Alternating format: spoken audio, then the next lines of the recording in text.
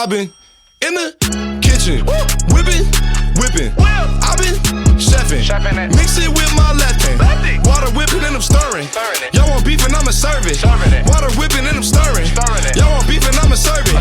I stir it. I hit the pot with the spatula. I mix it, I whip it so good you would think I'm... Welcome with Cheffin with Sean. My name is Sean. This is Jack. Hello.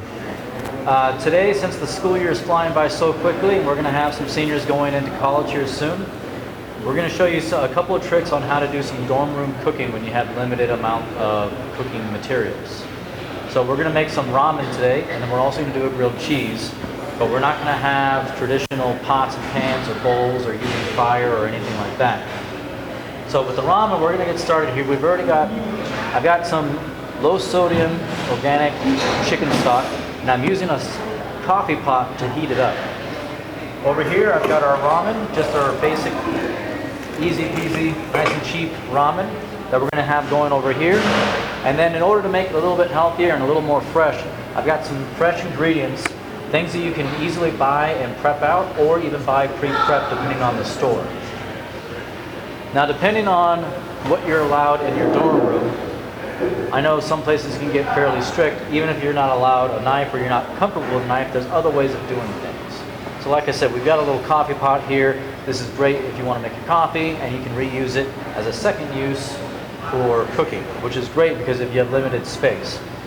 Also, if you're not comfortable using a knife, or if you're not allowed to have a knife in your dorm room, there are other options. So like if you're slicing soft cheeses or hard-boiled eggs for your ramen, you can get some wax-free, flavorless dental floss and use this to cut up items. So what I've got here, I've just got the whole egg. This one's already been hard-boiled. You can buy them pre-hard-boiled. If not, you can also get them go into a microwave by putting them in a microwave-safe pan, put in some water to cover the eggs, and then microwave them for about 10 minutes or so. But all we're going to do here is just literally, I've got the floss around the egg, and then just pull straight through. Halved eggs, nice and easy. I'm going to go ahead and put a little egg in my ramen here.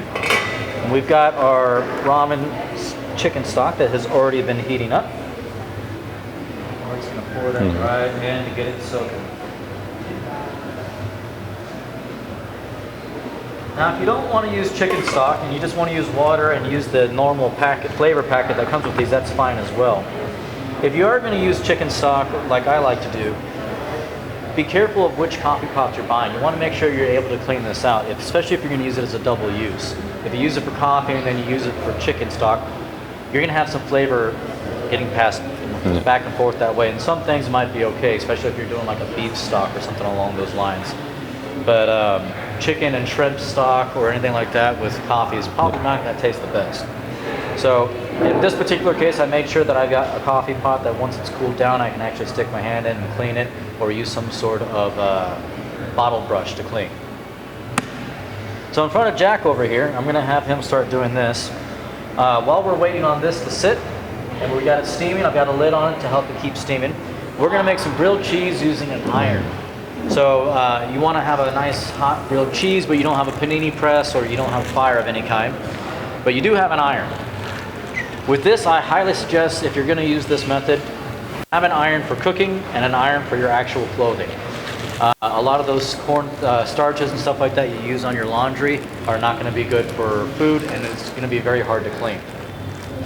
Now, speaking of cleaning, you want to make sure your stuff is food safe. So what we have here, because we're commercial kitchens, we have some sanitizers that I've gone ahead and sanitized both the coffee pot and the iron. I highly suggest going on Amazon and getting some food safe sanitizer. There's some Purell spray that is about $10, and it will be great for all of your food uses. So we're going to build a normal grilled cheese sandwich if you want to go ahead and start building.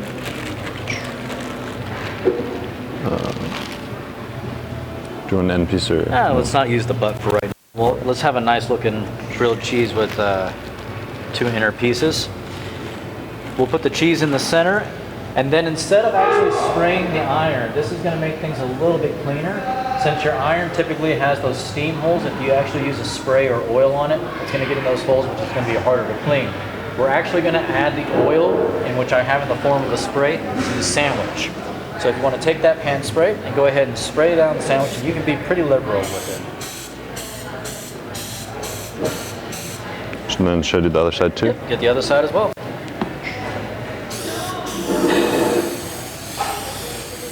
Now I've got the grilled cheese here on a raised stainless steel pan, which is heat safe. You want to make sure that whatever you're doing on is going to be heat safe. I don't recommend doing this on your dorm room counter because if the iron burns it, you may have a charge or whatnot or have to repair. You don't want to get it too hot because while that'll get a nice toasting on the outside, it's going to toast the outside of your bread before your cheese is actually melted. So we're going to let the iron heat up for just a couple of minutes.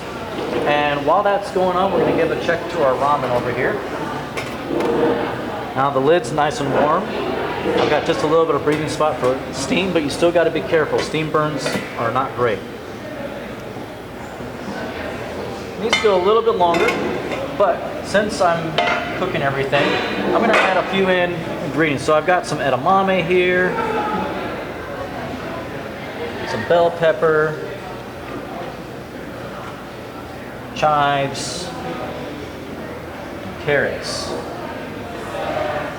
And just to kind of speed things along, I don't suggest doing this with your hands unless you've got some heat calluses like myself. I'm used to handling hot foods. We're just going to let that sit, and you can already start to see we're going to have a nice looking ramen. Put the lid back on so the noodles finish cooking. And do you feel any heat generating off of that iron just yet? A little bit.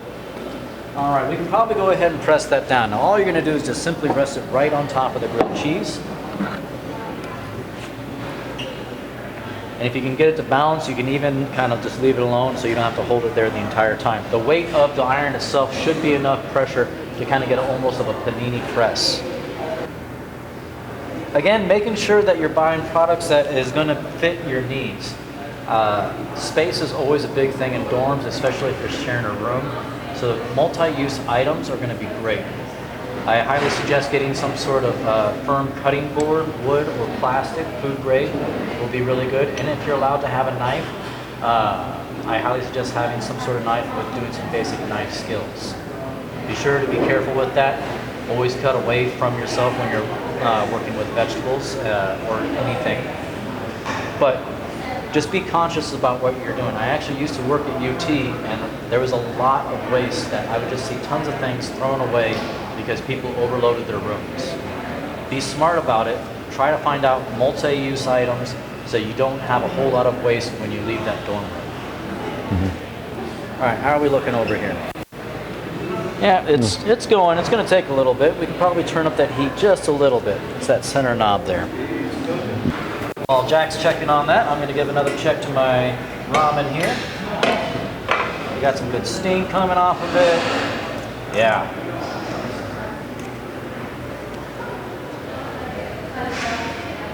So this is pretty much good to go. You got yourself a nice ramen. You used organic, low sodium chicken broth instead of the high sodium packet that's going to come in that. You got fresh vegetables, you got hard boiled eggs. You can add meat to it if you want.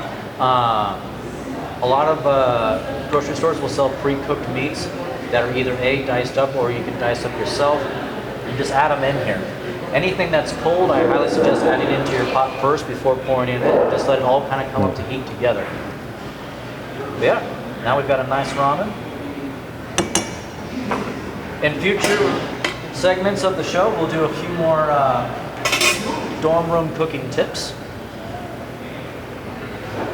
So all right, we got left now is just waiting on this grilled cheese. Go ahead and give that a flip and see if that helps out at all. Okay. Yeah, you can definitely feel that it's getting a lot warmer. Yeah. Now, another helpful trick that I actually use in the kitchen is you can actually, if you get a metal pan like this, where it's raised up off of the counter, before you start cooking the grilled cheese, you can have the iron on the pan and heating up the pan. That way when you put the grilled cheese on and then put the hot iron on top of that, you're actually cooking from both sides at the same time, at least for a little bit until the pan cools down. Right. Let me check this out and see if at least... Okay. Oh yeah, the cheese is already starting to melt. It's probably going to take a little bit longer than our segment takes, so just thinking ahead of making sure that you're going to be ready to cook and ready to eat whenever you want. We're going to actually go ahead and wrap up the show. The grilled cheese is going to keep on cooking, but I would say probably in about another 5-10 minutes it'll be ready to go. So just planning out your meals and ready to go. But these are all helpful tricks that will work in your dorms. So thank you very much for joining us. Jack, thank you. Thanks for tuning in to your Highlander Herald segment, and thanks for all teaching us some dorm cooking hacks. Yep.